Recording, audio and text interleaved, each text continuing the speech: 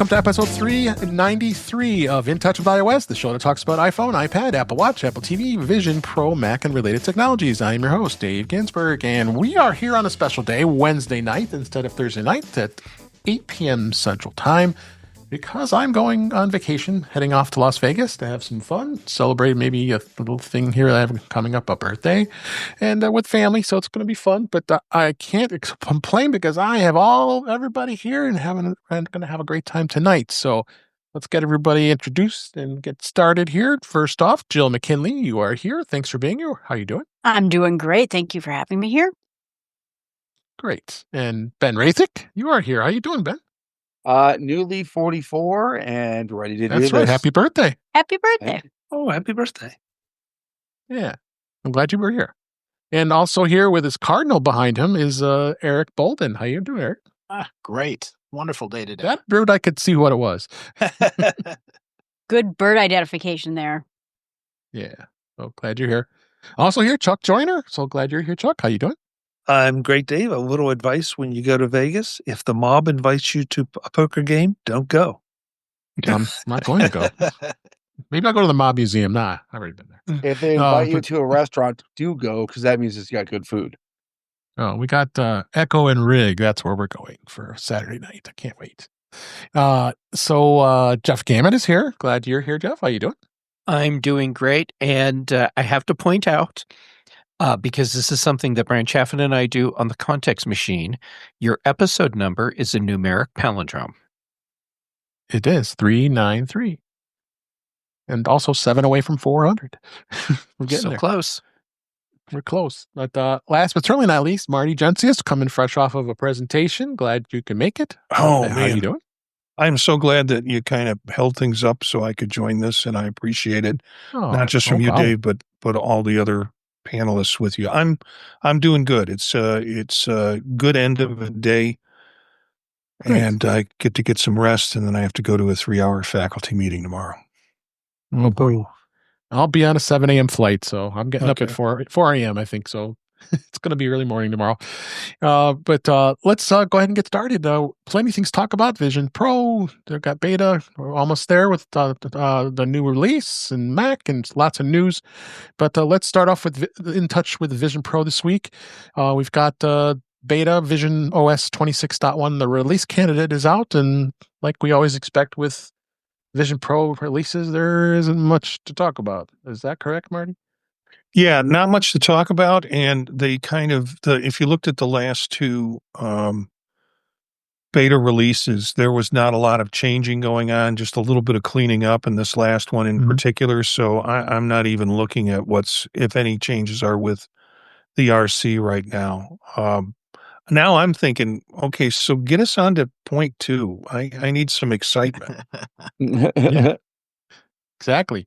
And Eric, how about you? Even though you're not running beta. Yeah, I'm just looking forward to next week where I could finally upgrade when it's not beta anymore. All right, definitely. So that's but much we could talk about it with the beta. But I had to do this because Marty ran out of time on Vision Profiles. So he always teases me because I always say patents are not exciting. But I thought this one was kind of exciting. The Patently Apple, which is, of course, now hosted on X, don't go figure, is exploring smart tension bands to improve the Vision Pro design. Apple's continuing to define the ergonomics of its head-mounted devices, as revealed in this newly published U.S. patent application for a securement band for a head-mountable device. The following is a system that combines a comfortable light seal with a adjustable tension band and tensioners, or manual, automatic, or automatic, to ensure a comfortable, stable fit across a wide range of head shapes and facial features. So lots of stuff here. Then there's a diagram here that is interesting to see how this is going to be. It's something different. So I'll start off with you, Marty. Where is this going? Where do you think? I think, I was watching a commercial today for one of those copper waistbands, that you can tighten, and it helps you with your lifting and it makes your back feel great. And it had that crisscross suspension that I think is where this is going. So the adjustment will pull on multiple points, which will secure the light shield better, because it's not just a singular fulcral point where Mhm. the light shield's being pulled at, but you can adjust multiple points of it. Okay. Um, so Eric, did you look at this? Is there anything you Ye- wanted to add to this as far as I'm the just design? I'm just thinking they're going to have to add another knob, or maybe you'll be able to pull out, twist, and pull out again, and pull out a third time, and now that we've got the band that adjusts in the back and the band that adjusts across the top, why not throw in one more and then tweak a bunch of things in the front of your face, and you can just grind the whole thing on. And Yep. I'm kind of looking forward to it because the knobs are nice, fine tune adjustment, good audio feedback as you're doing it. Yep. I don't know if anybody wants to add to this, but I'm going to assume not, unless you wanted to add something to this. Yep. Well, Go ahead, Ben. Or Jill. go ahead, Ben. What it shows that Apple is constantly trying to make this a better experience for the user. I mean, they could have stayed with that original band. They didn't, and they went with a much better experience, which, by the way, shows that balance, not weight, is the primary or primary factor for comfort. And I mean, this is still an experimental product in some regards. So when and if this becomes mainstream, Apple wants to have the best experience. I was going to say, from my Oculus point of view, there's fatigue there. You wear it and you're just tired of wearing it, and so you want to take it off. And if Apple envisions this where you don't need 3, 4 monitors, you have this, you don't need a TV, it has to be more comfortable. And if it wants to be all the things it wants to be, you have to want to wear it for many more hours. Yeah. Yeah.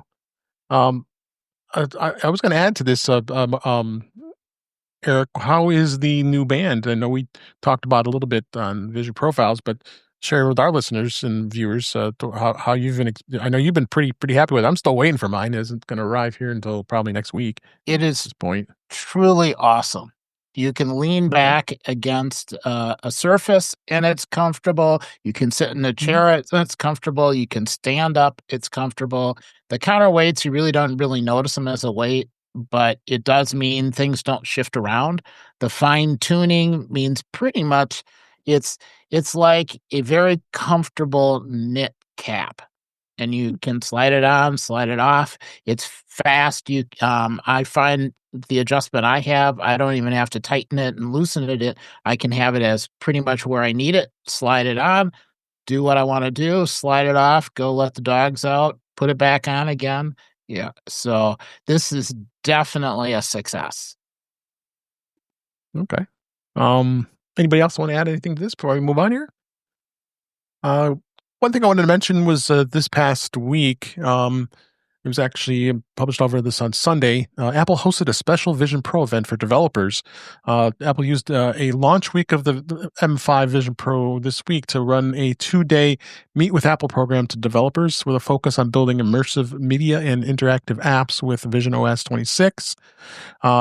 Apple invited developers to its developer center in Cupertino, hosted sessions on how to create Apple immersive video, design spatial interactions, and using features such as share play and spatial personas. There was two tracks. It was on 2 days of it. I'm not going to go deep into this. Looks like one was more just probably would be interesting to folks who are not developers or who want to just kind of find out about it. And if not, it was not for everybody. So, Marty, what did you think of this? I think it's pretty cool that they're doing this. I think part of it is to help developers avoid pitfalls that they could get into. And Eric talked a little bit about this on Vision Profiles, the idea that the orientation of the camera that you shoot makes a big difference. I listened to a little bit of the rundown on this on Six Colors, and Jason Snell, his impression of going to it was to say, I finally figured out why Apple's rolling out the Vision Pro the way they rolled it out. People are complaining for more content, but you have to realize they had this thing put together without even having software to edit for it in terms of spatial video.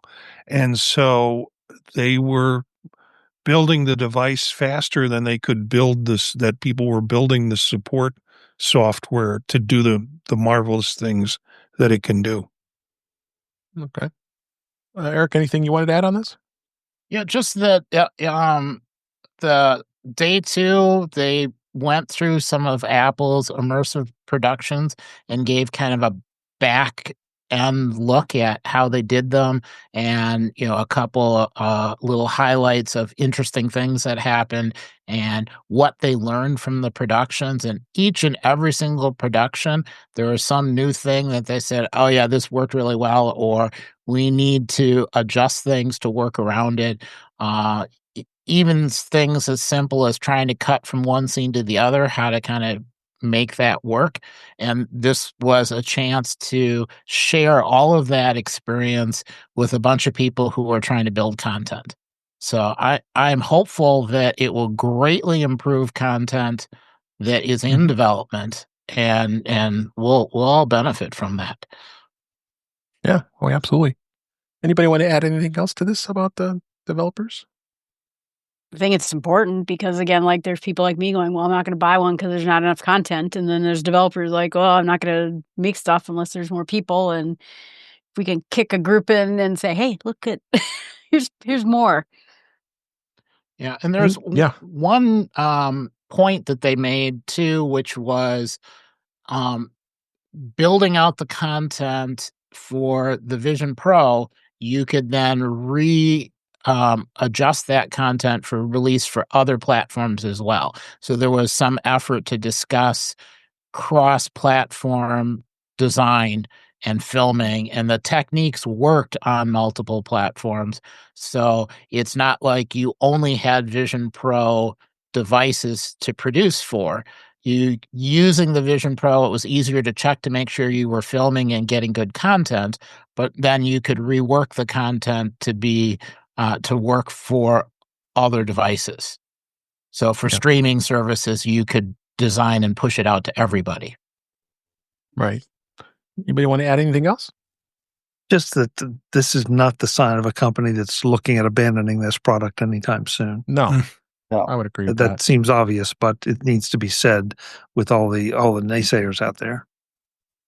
Yeah.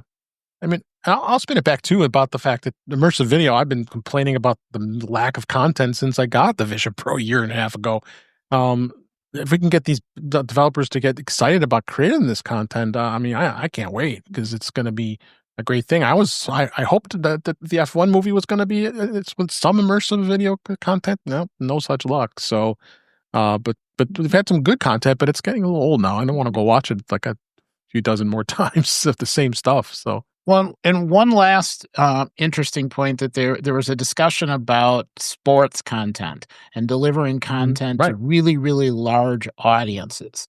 And one of the things that they were discussing is adjusting a current standard because the way it's set up, as soon as you get over a certain number of people, it doesn't work anymore. So trying to set it up so you could have a whole stadium's worth of people that you were streaming out to, without having people losing the connection or not getting the parts in order, and how to deal with efficiently streaming data out so that it doesn't use up all of the available bandwidth.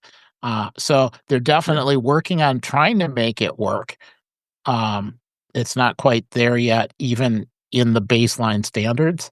So that was really interesting. All right. Let's go ahead and move on. We'll go over to beta this week. Apple did seed all the beta releases. The release candidates, so you got iOS 26.1, iPadOS 26.1, and macOS Tahoe 26.1, watchOS, and tvOS as well. They're still adding more languages to Apple Intelligence. There isn't a ton of stuff that we haven't already talked about that's been released. it's going to be. I'm thinking it's going to get released next week. Honestly, from as we're recording this, and really wasn't much to say. I mean, I installed it on my 16E and didn't have any problems at updating. So I think we're all pretty much getting anxious to make get the install up there, especially some of the things in iOS 26.1 would be the liquid glass toggle. I was talking about that at work because we're starting to look at iOS 26 for the iPad, and I'm a little worried about folks who who are working on an iPad in a day out that they may not like this liquid glass feature. So I think I'm probably going to be looking at seeing if there's going to be ways to tame it, because there's going to be people out there who are not going to be totally excited about it. Glad to see that they're going to at least put something in that you could at least reduce it. Hey, Dave. Yeah, go ahead. That reduction feature for liquid glass works really well. Yeah, it does. Okay. I didn't put it on my iPad this time, so I probably should. But it's coming back next week, so I'll get to play with it.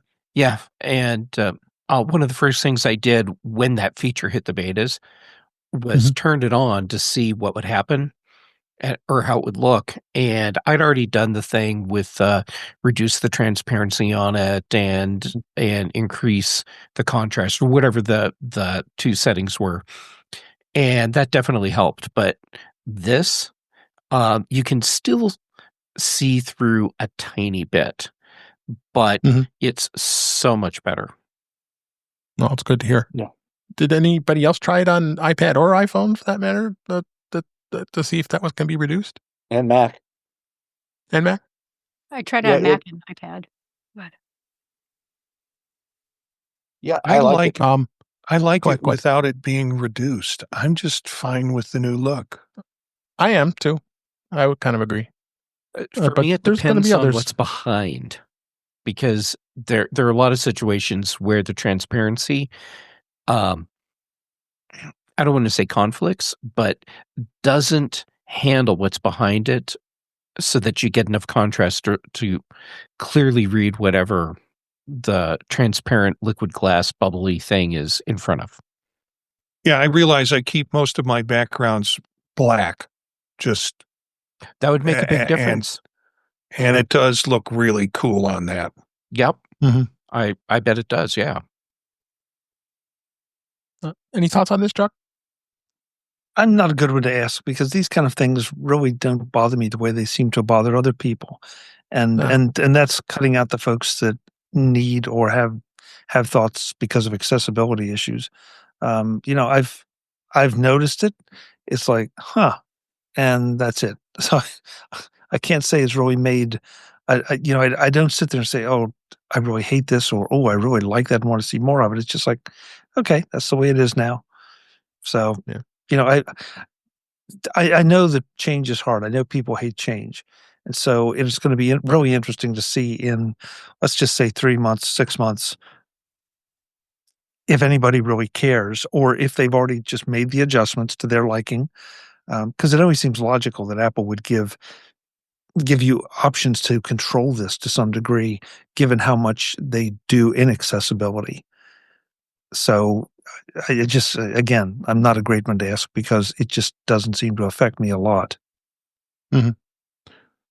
Anybody else have any opinions on any of the new features in 26? What one?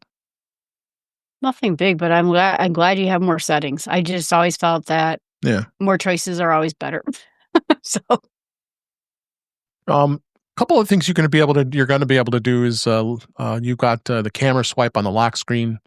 The iPhone did offer that with fewer methods for launching the camera app, but this main app, a lot of users would like it to be able to swipe it off on the lock screen. I'm kind of finding that I hit it too much sometimes, so I don't know. I'm not a huge fan of it. And I think you can make changes to it as well. The less swipes, more taps. You got a lot of slide to unlock, iPhone gestures, and the redeploys its alarms and timers have changed. So I'm still getting used to that, and stumbling when I set my alarm and make sure I hit the right button when I want to snooze. and then local capture settings, they made some adjustments. It's a on-device video and audio recording. That's a local capture. It makes it easier for you things do things like creating podcasts directly from an iPhone and things like that. So they've made some subtle changes. There's going to be more to come, I would think. But Apple's heard it loud and clear with iOS 26, and and I get family members complaining. Well, how do you turn off to get to the phone, or how do you because how it does now that the phone goes up to the corner and you see the highlighted number and it hides. Same thing with the new feature with the when you're on the hold feature, when you put it on hold and you could put it in. I worry I'm going to miss it, even though it says it's listening for you, because I started watching. I did it today for the first time on the hold feature when I was calling a pharmacy and finding out something, and it was like a 7-minute wait, 7 or 8 minutes, and I said, okay, let me just go back. But then once you go back, you can't go back and put it back into that hold mode again. So that was it's interesting, but some people want it turned off right away. I don't want to deal with this, so don't even. But same thing with the screening of the calls. You don't want them to screen it. Just let them leave the voicemail if you don't want it. But I'm glad Apple added these features, because a lot of people were complaining. You want to be able to, just like the old days with an answering machine. You can, when you hear someone talking, you want to, we picked up the phone. Oh, hey, now you can do that again. I mean, it took a while for that, but so I think Apple's gone pretty well with most of the features here. So. That's pretty much about it with the beta on that end of it. Mac OS Tahoe 26.1 has had some things that were added here. Again, a lot of the same things.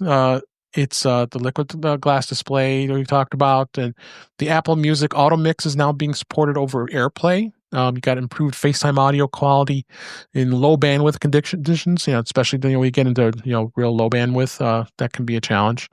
It's got communication safety and web content filters to limit adult websites and are enabled by default for the existing child accounts. Of course, ages vary, but by region. So they some security things in that. I haven't seen much. I got it running on one of my beta machines, and I don't know if anybody else who's running beta on a Mac that they've seen anything. No, I have it on my MacBook, but I want the child safety from websites out there. I get that. I'm just kidding. Also a couple new things I found here. MacPaw, we love MacPaw, that Ukrainian great developer. They released a new program that goes along with Clean My Mac called Moonlock. It's a standalone Mac OS security app with the real-time protection, smart insights, and a built-in VPN. They've been teasing it for a month now, and then they as we know that they are the creators of not only Clean My Mac, but the awesome Set app that a lot of us have, because being able to get all that great software for one price a year and enjoy it. But they came out with Moonlock, which is an all new standalone cybersecurity application built to give you real-time protection, visibility into your Mac security posture, and provide clear steps to improve it without overcomplicating things. The look and the feel and the sound design are exactly what you'd expect from MacPaw. So they've gone through a lot of engine that's built on Clean My Mac security features. So since 2023, and they have an engine that's being validated, independent, tested by A/B test, and it's notarized by Apple, so that's great. So Apple does approve it. But the key features you have the home, which is going to be the security center, and you have the malware scanner, which Clean My Mac had that, but this is going to be even more advanced. And then the VPN, I haven't tried that yet, but that's interesting to see if it's built in and if it's better than I use Surfshark, but I know some people use ExpressVPN, and I know Jeff, you use TunnelBear. That might be interesting to see how it would look. Chuck, what do you think of this? I know you talk to the MacPaw guys from time to time, and this is another good potential interview, I bet. Yeah, I think. Well, more important than the interview, it's something that comes from a company that I think we have come to trust. Yeah, they've been around for a long time. They're very open. They're one of those companies that sort of took the old school approach of becoming part of the community and not just selling to the community. And so as a result, there's this automatic gut level trust that you have from anything that comes out of MacPaw. And so I'm looking forward to this.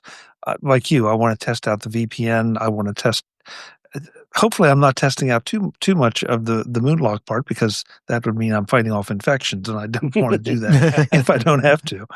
But yeah, I feel really, really good about this, instead of certain other big name antivirus people that you just feel like, okay, they have a bit of credibility, but this is a service built by a Mac developer for Mac users and for Apple users. So yeah, I feel really, really good about it. And this is going to be more aimed for consumers, small business. I don't think you're going to see it out in the enterprise. But you got the big boys like CrowdStrike and Proofpoint, or to name a few. So, but I think this is a great start. It is available now. I just downloaded it off a set app and installed it. I didn't play with it too much. Didn't have a little bit of time. But Ben, you have any thoughts on this? Yeah. Clean My Mac has been an essential app for years. Has just gotten better. Their Clear VPN app is excellent. Gemini is a lifesaver. It's taking kind of MacPaw has that history of taking something good that they've been doing, kind of spin it off into something even better. And I mean, I downloaded this off a set app during the show, and I can't wait to finally use it. Yeah, absolutely. Marty, you have any thoughts on this? I'm playing with it right now. I have now. I've got. Yeah, I mean, first I've got ExpressVPN. Now I'm on Surfshark. Now I've got Moonlock. I've got so many layers of security. I can't figure how to get out of my house. Yeah, I want to know how Jeff is still here with all that security. Yeah, well, clearly they still have holes to fix. Yeah. So check it out. I mean, you can go to macpaw.com if you weren't interested in getting the setup, but I think many of us here have a setup subscription, well worth it, the investment. In fact, I probably pay a little more because I wanted to have it on multiple machines, and I was grandfathered into having 2 Macs for the 1 Mac price. But what the heck, I wanted to get more so I can have it on many Macs. So I think setup is an absolute gem of a way to get some awesome apps that are out there, and MacPaw is definitely one of them, many. So, anything else you want to add on this? I was confused at first. If you had Clean My Mac, did you need Moonlock? And I found oh yeah, it does more things, and so I was excited about them. Yep. I mean, yeah, Clean Mac does all the basic malware checks and maintenance, and it checks the basic malware. And Apple Macs tend to not be as bad as Windows, but I mean they have their moments. There's some out in the wild there, so definitely something to look at. Go ahead. If you don't have setup, is there a way to get it as a freestand? Because I know you can get that with Clean My Mac. Okay, all right. Just for listeners who might, it's like $14 a month, I think. It's a subscription, yeah. So I believe Clean My Mac is now too. Yeah. I think when I first got my first Mac, yeah, it is exactly. when I first got my first Mac, I threw Norton on it, and I told Bart, and he's like, "No, get it off, get it off." Martin McAfee, don't. Right. Or Kaspersky, a Kaspersky. Oh yeah, not that. I think that qualifies as malware now. Yes. Yeah. I know, Chuck. You like to have a virus scan software on your Macs, right? Yeah, but I mean, I didn't mention any names, so I'm not culpable for anything that was just said here in the last 30 seconds. Oh, well, yeah. Okay. Well, Chuck told me. Thank you, Jeff. Yeah. All we did was mention names. It was the reactions that got us in trouble. I will say exactly that I had it on there for about 4 months, and it never did anything wrong. So as much as all the screaming out there, it was doing fine. But still, I'm glad Mac written app is out there now. Yeah. let's go ahead. Go ahead. Anything else? But Jill, did it do anything right? Is the big question. You don't know until all of a sudden one day you wake up with the virus and you're like, oh, well, that wasn't supposed to happen. Yeah. Another time on another show, people ask me about Norton and the Windows 10 launch. Yeah. Ooh, yeah. Yeah. Oh, good times. It was. So, quick mention. I want to make sure we mention this. iMazing. I absolutely love this app. I don't use it enough, honestly. I need to use it more because I think it's a great way to back. Yeah, I should use it more. I'm bad. But 3.4 just came out. Like they say, it's pro level control of your iPhone and iPad. And they currently have a 20% discount on it if you don't have a license. I bought the 6-device license and I'm getting auto upgrades, so I'm pretty happy to have that. So, but I got to use it more. That's not my problem. It's been around since 2008. God, it's been so long. It was an alternate to iTunes at the time, but it's became the most advanced and comprehensive way for iPhone management. Being able to get into your iPhone and get into the guts and be able to extract things that you really want to get to is what the most amazing thing it is being able to do that. So it is a really great app. I think everybody here can agree, and that probably everybody here has a license. If they don't, I'd be surprised. That this is a great way to do some pretty extensive backups beyond what you're normally doing with iCloud and others. Here's my deep dark secret: is I bought it because of MacStock, and I've never once loaded it. Oh, Jill, Yeah. you need to get that on your computer. Once you start, I have it on my computer. You're going to be like, oh, why didn't I put this on earlier? I mean, it does take a little time at first when you put your iPhone in. You have to sacrifice your iPhone for a bit of time while it does the initial backup. Okay. But once it's done, and you got, especially if you got it on the external drive, or you could put it on your Mac's drive too, but it's better to put it external, in my opinion. Mm-hmm. You should do it that way. But yeah, just do a backup both iPad and iPhone. I mean, you can do them both, and if you have I have multiple iPhones. If I want to back them up, you can do multiple iPhones. Dear Marty, you have 37 iPhones. You could back them all up. This is true. Yeah, I think Dave just likes to say amazing. But I did throw a nice pun in there, so Yeah, I was trying to ignore it. I know. So anyway, so check it out. It's definitely a great app to get your hands on for your iPhone, iPad. So I want to talk a little bit about the iPad. The M4 and the M5. Is there really how much of a difference is? I was kind of thinking about that. I have the M4 iPad Pro, which I'm perfectly happy with. So I have no reason to really want to upgrade. But I found this interesting article on Mac Rumors showing a bit of the comparisons.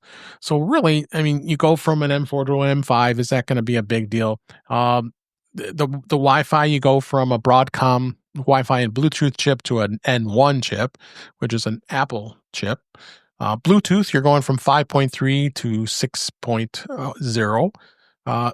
Wi-Fi 6E to Wi-Fi 7. I mean, who's using 7? I mean, there's a lot. It's not a lot out there with 7. Of course, the modem chip was added to the C1X and for the cellular models. Same thing with the M4, which has the Qualcomm Snapdragon. Storage, same thing. Go all the way up to 2 terabytes. The brightness is a 1 nit versus 2 to 4 nits minimum brightness. The drive it drives external displays at 60 hertz. M5 does it at 120 hertz. So there are some subtle differences, but really, I'm not going to go through all this, but there really isn't a huge difference between the two, and as far as I'm concerned. And unless you're in if you're in the market, like if you have like an older one, like an M1 or an M2, maybe M3, you might want to consider it. But Jeff, I'm start with you. You like your iPad. What do you think of this differences? There isn't much, is there? There's not much, but for the people who need these features, it's a lot. Doing the comparison between the M4 and the M5, if I were to go out to the Apple Store to buy a brand new iPad today, I wouldn't even consider the M4. The 12 gig versus 8 gig memory, that matters for some of the editing and stuff that I do. Adaptive sync support, that matters to me. Being able to drive external displays at 120 hertz. In most cases, it doesn't matter for me, but when it does, boy, it really does. There are enough features in here for a creative professional or business professional, I suppose, that if you don't already have an M4, the M5 does make sense. If you have an M4 today, it's a really powerful machine. Maybe you don't need to upgrade it to an M5. But for everyone else, if you're in the market, even though you can probably start getting some deals on M4s if you look around, get the M5. Yep. So, Ben, you have any thoughts on this? Yeah. Differences today are relatively negligible. That said, iPadOS will probably be continuing to take features from the Mac in the future. So while that extra headroom might not mean that much today, we can't tell what it's going to be 4 months from now, 6 months from now, or what's going to happen after WWDC next year. So if you need an iPad, get the best one. Oh, yeah, for sure. Chuck, do you have thoughts? Yeah, I think it depends. I guess the way I would look at it is what is the price differential for the not base model, but just for the model that you want, and then make the decision. Is it, and recognizing that there will be some discounts on the M4s. If I remember correctly, I think there was already a discount I saw somewhere on the new M5, but again, I think it's the base model. But it's not the actual cost to me; it's the differential. And so, what am I buying for that differential? And if you have the need or the desire for things, that Jeff just mentioned, then the differential may be a no-brainer. And it's one more model down the road, so it's going to last you just that much longer. Yep. Marty, you're not big into iPad, I know, and I don't know if it's something you would even consider at this point. But what is your thoughts? Oh, please don't get me started. It's raining outside. I'm feeling a little down. And all I'm going to do is cheer you up being here. Yeah, I know, but now I'm actually pricing one out because if I can, let's go on to the next article, please. Yes, and remember, Marty, iPads are now available with matching black keyboard. Oh yeah, I have both color keyboards. I've got an Air and I've got a M4, and I have too many iPads. So if I can reduce it down to one and get a deal, I don't know. Just let's go on to another article, please. Yeah, Poco pads, collect them all. I do like the fast charge piece. Yeah, because I've had a couple of cases where I've run my iPad down and I have a short window to try and get some charge, and then I have to go again. And if I could just quick charge it up a bit, it's a difference between having to carry around another external battery pack to continue charging it and make it through another couple hours. So that's a nice feature. Not enough for me to upgrade my current iPad, but But Dave, I just punched it into ChatGPT, and obviously prices are going to vary, but what it just gave me now was a Sam's Club listing for the iPad Pro 13-inch of $1,049 versus a Best Buy listing for the M5 iPad Pro 13-inch of $1,499. Yeah, well, so That's what a difference of $450 roughly. Chuck, is it true that ChatGPT automatically placed the order for you since the price difference is that big? That is the new agent feature. Yeah. No, It is the agent feature. I specifically put that in the prompt. Do not order unless you have Jeff's credit card. So you better not search Vision Pro. Yeah. But that's a $450 difference for everything that Jeff mentioned and a few other things too. So, figure it out. Got a couple, did you know, and a little tip here, did you know that you can use YouTube Music offline on your Apple Watch? YouTube Music app on the Apple Watch has a download section, but it's not what you probably think. Here's what you need to know about how to use YouTube Music on your Apple Watch for offline listening. First off, you have to, unlike the stock Watch OS music app, you can't download songs and sync to it in the download section of the YouTube app on the app with that YouTube app in the Apple Watch. So what's this download section about? It's a download section of the Y2K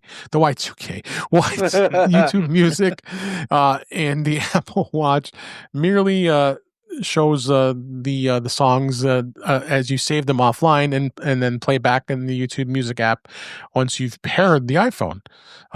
So truly, can you actually go in and do it? Well, yeah, you've got some options here if you want to, but I think this is a pretty cool way to be able to download music if you are a YouTube music fan or like to use it. So there's some tips here in the article here. I've gotten show notes to check that out. Anybody aware of that? I mean, I did not use it. I know probably not many of you are probably YouTube music users, but no idea. Yeah. No. So those are out there. Check it out. And another one here is the iOS 26. Setting a default app for opening files on an iPhone or an iPad, like Finder on the Mac. The Files app on iOS 26 and iPadOS 26 now lets you assign a default app for opening specific file types. And here's a way to make use of this handy feature. It lets you set that up to your default apps like PDFs, images, videos, audio, documents, and such. And you might want to open photos at a different place. So what you have to do is you want to go and then the app that you want it to default open with, you can go in and set it. So you open up the stock files app, you go to the file, you touch and hold the file, get info, and then there's a selector in there, always open with. And then you can go in there and then select the one of the supported apps that are there. So you can go in and say you want to open photos in Photoshop, or you want to open it up in a different photo app, or maybe Pixelmator Pro. You can do that by setting it in here, which is great. Even like with the PDF files, if you wanted to open it for Adobe Reader, God forbid do that, but that would kill me. But this is a cool way and not be stuck with the core Files app to just open and view it, because you don't get as much powerful capabilities. So, and was anybody aware of that? No. Oh, that's cool. Yeah. All right. So let's move on to some news here before we wrap up. We got Apple is reportedly is going to be moving ahead with ads in Maps. I'm very depressed about this. Apple Maps could feature integrated apps as soon as next year. This was reported by the Germinator. He said in his latest Power On newsletter this past week that their plan is to bring more ads to iOS, is moving and gaining traction, with Mac apps being the next in line. The project apparently is give restaurants and other businesses the option to pay to have their details featured and more prominent in search. So the system said to be similar to what they're doing in search ads and on the App Store. This is definitely interesting to see if this happens. Jeff, what do you think? First off, this is horrible. Yeah, I think so. And you'd think that of all the companies, Apple would avoid doing this because they tout themselves as a user experience first company. Here's the thing. Apple is a corporation. Apple is a company. It is not your friend. And ultimately, Apple's primary goal is to increase shareholder value. So any place that Apple can find where they can increase revenue, eventually they will do it. And ads is a very easy way to make that happen. It disappoints me, but it is not surprising to me at all. Isn't it Cory Doctorow that gave us the term that describes this so well, enshittification? Yeah. I hope they don't go as far as Microsoft has, where in your desktop environment, you are getting ads. Yeah. Marty, your thoughts? Okay, so how much are they going to charge me to not have this service ad free? Might need to have an ad blocker. Wouldn't it be cool if that was just part of iCloud Plus? Oh, yeah. I'm hoping that you don't get ads in offline maps. And if you're in an area with really low bandwidth, they don't try and serve you ads. Because I can't tell you the number of times I'm in the middle of nowhere and I forgot to map myself back home again. And I can't get enough of a signal to know which way to go. Add an ad into that, and it would be totally hopeless. Yep. I was Chuck, any thoughts? Oh boy, I always end up being the contrarian here. I am willing to wait and see how it's implemented, because I can envision ways that it could be implemented that could actually be advantageous. So, and given Apple's focus, I would think that it's not going to be one of those things that they're just going to go out and scrape up all the ads they can get and throw them at you. I think they're going to charge a premium to the advertisers. And if they do, that's going to cut down on sort of the junky ads, and hopefully will give you a more relevant ad and a better quality ad. So I'm not happy about it, but as far as I'm concerned, the jury's still out. Chuck, I think they've already shown you the model that they're going to use. Just look at the App Store. Right. I think it'll work in a very similar way. So do you think the App Store is horrible? I think for a lot of people, it's very confusing. When I do a search for a specific app and it doesn't show up, but I get 3 ads for other apps, that's a problem. Right. I think they will probably just use the same engine and do whatever they need to do to make it integrate with maps or can you imagine you're doing searches in music? How about doing a spotlight search on your Mac and you start getting ads for related products to whatever you're trying to find on your computer? Yeah, but you're tarring and feathering Apple with things that haven't happened yet. That is exactly what I'm doing. You are right. If and when they happen, then I'm right there with you, and I will be at least as critical, if not more, than you. But again, I'm waiting to see. Maybe I'm just an Apple fanboy and I'm optimistic, but we shall see. But I also completely agree with your comments about Apple being a company and trying to drive shareholder value. So we shall see which one of us is right. I hope it's you, Chuck. Yeah. Go ahead, Joe. Oh, sorry. My thought, first of all, is I use Waze and I don't use Apple Maps. And I think that the way they do it maybe is more of the model. I'm like, Chuck, I want to wait and see what it is. So I'm in the middle of a town in Minnesota I've never been to before. And so I search for food. So maybe in bold, it says Bob's Pizzeria because they paid. And then there's a little ad on the side that says, best pizza in this town in Minnesota. I'm not opposed to that because then it can highlight something that maybe I'm interested in. So if it's used like it is in Waze, I'm not opposed to what they do. And so I'm just willing to give it a shot and see how it works out, because maybe I want to see an ad for a restaurant in nowhere up in the mid-north woods like I like to go. Gotcha. Anybody else have anything to add on this? Yep. Go ahead, Ben. I mean, a lot of time, a lot of podcasts I've been hearing about what we expect from Apple, what we expect the user experience to be. Quite frankly, that was before Apple became a large company, and B, got before services revenue was a large part of their earnings. Mhm. I mean, I hate to say it, this isn't Steve Jobs' Apple anymore. It's a large company that is going to do large company things, and some of those things are going to be contrary to what we thought Apple was. Yeah.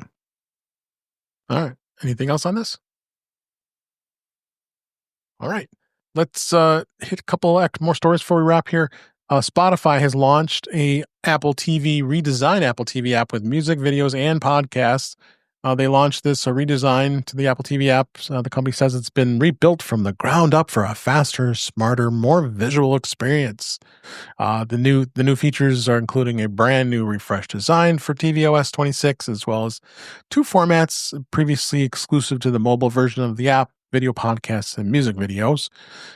This ability is still rolling out, and it's in the U.S. and Canada, but they're looking to release in other places. I was going to say with this article, about time, Spotify. I mean, Apple Music's been doing it for a long time, pretty much. I mean, maybe separate apps, but they've been doing it. Is there any Spotify users here? I don't think so. Is there? No. Marty has everything. Of course, he's a Spotify user. That is Yeah, true. I'm doing a lot of my Yeah. This article is least exciting to me because I never use my Apple TV to listen to music. So for me, who cares what the Spotify new interface looks like? I'm listening to it on my computer or on my phone. I don't have the Apple TV running with the music coming out of it. That's just my user, but it's how I use it. I wonder if there are people. There must be people, because Spotify is excited about it, which means there's got to be some Spotify users with Apple TV or the App TV app that use it that way. Marty, I think there's a lot of people where their best audio system is their television. Yep. Or their home entertainment system. And so they will do their music streaming through their television simply because that's where they have their speakers. I do have to hand it to them that they stopped whining long enough to do something useful to their product. Yeah, that's true. Anybody else want to add anything to this? Glad to see them come up with a deal. Finally. Yeah. Ben's comment raises the question of is the product worth the effort? Oh, sorry, that just slipped. If you're into playlists, like deep, crazy into playlists, Spotify is the better product. Even though you do have a larger music library available in Apple Music, for a lot of people, doesn't matter. It's everything that Spotify playlist brings to the table. Yeah. Yeah, I started curating my playlists on Spotify long before I ever did anything with Apple Music. And that's why it's sort of legacy for me at this point. Yep. All right. 2 more stories before we wrap up here. T-Mobile had closing an autopay discount loophole for Apple Pay and credit card payments. And this is one of the things that frustrated me with T-Mobile. 2 years ago, T-Mobile announced a controversial decision to ditch its autopay discount for Apple Pay and credit card payments. And its reasoning at the time, of course, was because they pay higher processing fees on credit card transactions, so it saves a few dollars by restricting autopay to debit and bank payments only. Unfortunately, T-Mobile is now cracking down even a more popular workaround, which I didn't even know about, that allows customers to get auto pay discount by still using a credit card and Apple Pay for payments. What the trick was is you basically you manually pay your T-Mobile statement balance ahead of the auto pay date, and then you can use that credit card or Apple Pay to get the auto payment on your bill. You just had to make the change right when it went into effect on Friday of October 24th, and then you could go through it and you would lose this. But it's a huge discount I was going to lose. I'd lose like a $100 discount if I was going to continue on to have a credit card charge for it. So I was fine with it. I just have a direct debit to my checking account and be done with it. So any thoughts on this, guys? Yeah. It seems like the outgoing and incoming CEOs of T-Mobile have pretty much spent their entire tenures trying to undo all of John Laguerre's Un-carrier initiatives. At this point, they're pretty much just the most carrier of them all. Yeah, I would probably agree with that comment. Anybody else want anything to add to this? All right. Last story. We're going to wrap up with Apple is saying that the U.S. passport feature on the iPhone is coming soon. You will soon, quote unquote, be able to add a digital version of the U.S. passport to your iPhone, according to the Vice President, Jennifer Bailey of Apple Pay and Apple Wallet. So it's official here. She really reiterated that the feature is coming soon in her keynote at the Money 2020 conference that was in Las Vegas this past week. On its iOS 26 page, Apple says the delayed feature will be coming later this year. Apple's website previously mentioned the software update would be required to use the feature, so no mention of what version, but it could be 26.2 or it could be later. We're not sure, but basically it'll create a digital passport in your wallet app, and you'll be able to present that to a person at TSA and checkpoints and select U.S. airports for identification purposes for domestic travel. However, Apple says it's not a replacement for a physical passport, and it cannot be used for international travel. So what's the point? So Apple says the digital ID feature is secure, private, and compliant with the Real ID. Other details that was mentioned by Bailey was Apple Pay is now available in 89 countries and regions. I don't think it's in the UK still. Is it, or is it?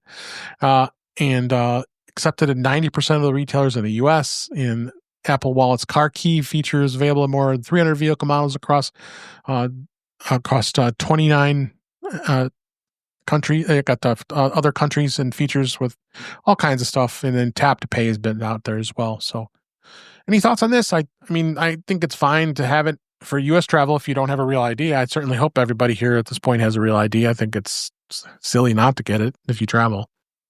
Chuck, what do you think? I think it's just one more move. We're slowly moving forward. I live in a state that, has not adopted the digital IDs yet. So, I still have to carry a regular driver's license. It would be nice to have something like this so that it's just one less thing you have to carry, one less thing you have to really potentially worry about losing, especially given just how important it could be if you're traveling even to friendly countries, let alone questionable relationship companies. So, yeah, I think Apple can do it. It's just a matter then of getting the people on the other side to acknowledge it, get whatever equipment they need to be able to verify it. But it's just one more step forward. Jeff, your thoughts? I do. Okay, so I live in a state where digital ID was adopted pretty early on, and it's a mixed bag because there's a lot of places where you would think you'd be able to use digital ID, and you can't. The last I checked, there was like 5 law enforcement agencies in the whole state that could accept a digital ID. So it doesn't preclude me from leaving my driver's license at home. And there's other places that are supposed to accept digital ID. Like you should be able to walk into a liquor store and use your digital ID. and a lot of liquor stores to this day are still like, what are you showing me? They have no idea. But that said, when I'm traveling, that's where digital ID really shines.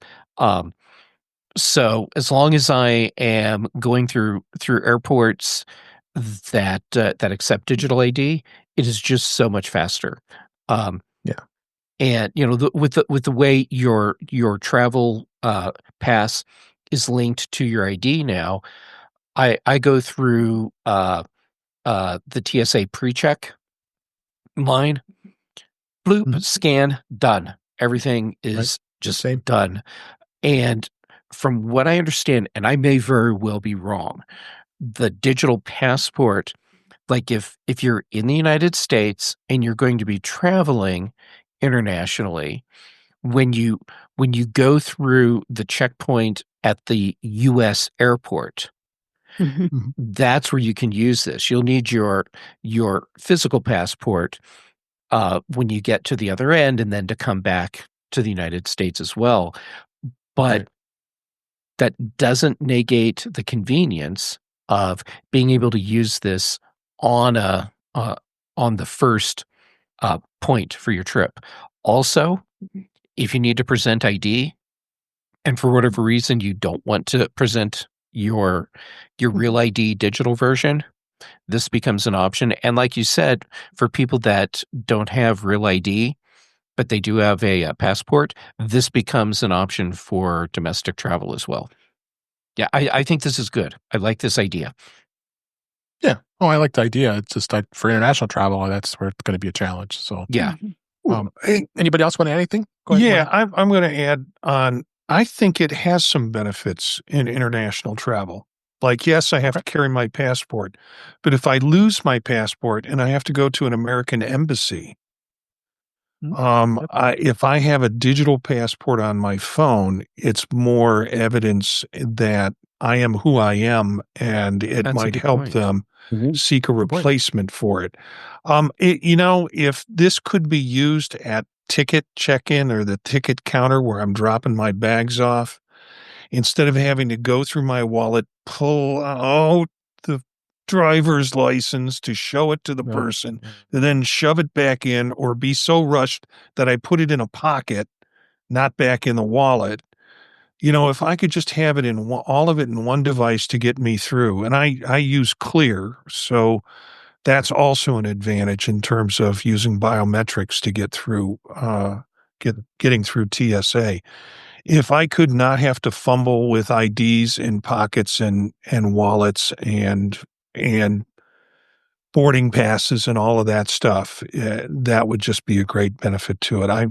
In Ohio, we have the digital ID availability, not like next door where Chuck is in Pennsylvania. And I haven't found much reason to use it. Sometimes I forget it's there. I need to test it at the airport to see whether they'll take that instead of my driver's license. And if they say no, I'll have my driver's license with me, but I'd like to test that out at the ticket counter. Yep. Anybody else want anything? I was going to say, go ahead, Ben. I keep interrupting you. Yeah, this is the future. It may not entirely be the present, but this is how ID is going to be in the future. Like when I recently updated my ID to Real ID, got a new picture, etc. Well, my digital record in that app, I didn't have to re-enter my driver's license.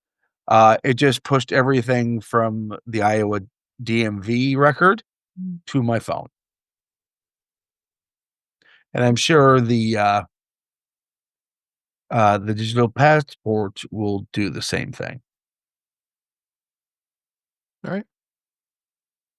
I was going to say, I happen to know someone who doesn't have a real ID but has a passport. So I'm like, you got to try this feature out. She can't fly anywhere. So I thought, well, this would be nice for her. She can bring her passport, but yeah. Well, I think for all the states that can't get a digital driver's license, this is a good way for them to sort of experience the concept.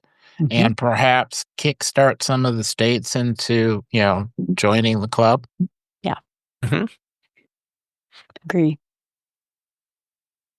All right. Webb has a question in the chat, Oh, thank you. I've been missing and that. it's a Go great ahead, Webb. question. Would you be willing to Yeah. surrender your iPhone in case an authority needs your ID? And the answer to that is no, because they never Thank you. need your iPhone to get your ID. The way the whole digital ID thing is set up, the agent, the law enforcement officer, whoever it is that needs your ID, they have a system where it's sort of like tap to pay. Your phone needs to be close enough for it to do the scan thing. They never touch your phone at all. So if they need to physically verify your ID, you do not hand your phone, you hand them a physical ID instead. Right. Thank you. Thanks, Webb, for that question. I missed Yeah, that. that's a great question. That is a great question. Thank you. All right. Well, with that, let's go. That was a great show this week. We had a lot of fun, a lot of good things to talk about, and let's go ahead and wrap up for this week. That's a wrap for this week. Please send your comments, questions, suggestions to our email address, which is feedback@intouchableios.com. You can follow us on Blue Sky, Mastodon at intouchableios. Support the show. Buy me a coffee at intouchableios.com/coffee. We'd really appreciate it. You can become a patron of the show by going to patreon.com/intouchableios. We have 2 tiers available to support the show. We'd really appreciate it. Make sure you like, share, and subscribe when we're live streaming. Usually it's on Thursday nights at 8 p.m. Eastern Time, 5 p.m. Pacific on our YouTube channel, youtube.com/intouchableios. Great to see Webb Bixby and Wither Buckets. Thanks for being here, and others that were lurking in the chat as well. Appreciate you being here. You can also go there, watch the previous live streams, and listen to past shows. You can subscribe to the show in your favorite podcatcher, including Pocket Cast, Overcast, Apple Podcasts, and many others. Better yet, just go to our website, intouchableios.com, where all the ways to listen to us are there on that site. I am Dave Ginsburg, and you can find me on Blue Sky Mastodon at DaveG65, and we'll reverse the order here. Marty Jencius, thank you for being here. Where can people find you? You can find me at Jencius, Jencius at Blue Sky, and also at mastodon.social.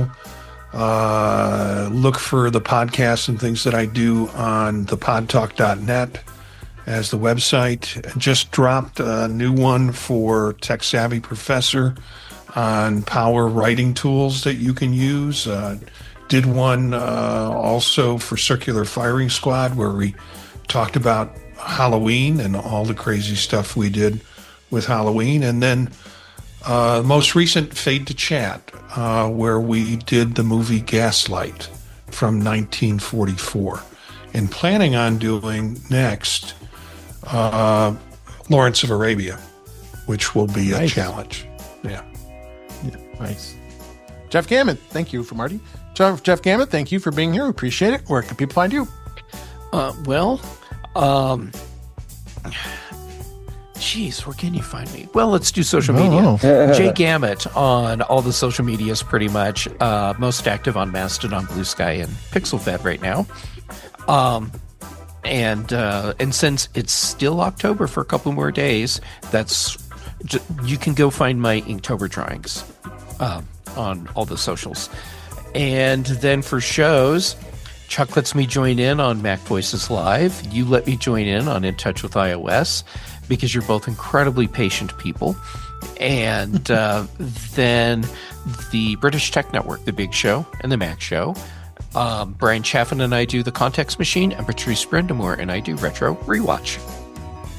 Thank you so much, Jeff. Chuck Joyner, thank you for being here. It's always a pleasure having you. Where can people find you? Thank you, Dave. MacVoices.com is where you can find everything. The Mac Voices live shows Tuesday night at 8 p.m. Eastern. All of the interviews we do, and we've got some really interesting things coming up. A little bit off the wall. Not off the wall, just different. And on all the socials, you can find me as at Chuck Joyner. Thanks for having me, as always. Thank you, Chuck. Eric Bolden, it's always great to have you and your Vision Pro wisdom. Where can people find you? I can be found most easily on Mastodon at eabolden at mas.to. And, of course, on Monday nights on Vision Profiles, on Tuesdays on Mac Voices, and of course on Thursdays or occasionally the special Wednesday on In Touch with iOS, kind of rounding out the week so that I cover all my OS bases. Great. Thank you. Ben Roethig, thank you for being here. I know it's tough on your schedule sometimes. Appreciate you making time here for us. Where can people find you? Find me at Ben Roethig on social media. RoethigTech.com for my ratings and ravings. And also occasionally other shows like Mac Voices Live with Chuck Joyner and the Big and Mac shows on the British Tech Network. All right. Thank you, Ben. Yes, British accent. Last, certainly not. Yes. Hey-ho. Last, certainly not least, Jill McKinley. Thank you for being here. Where can people find you? People can find me at jillfromthenorthwoods.com. It's just a page of all the different things I do. I have a podcast every day of the week and overextended. So it's great to have all sorts of content out there. Yes. Thank you, Jill. Thanks, everybody, for listening. Thanks, everybody, for watching. Really appreciate it. We'll be back to normal time schedule on Thursday nights next week. Until then, thanks again, and we'll talk again soon.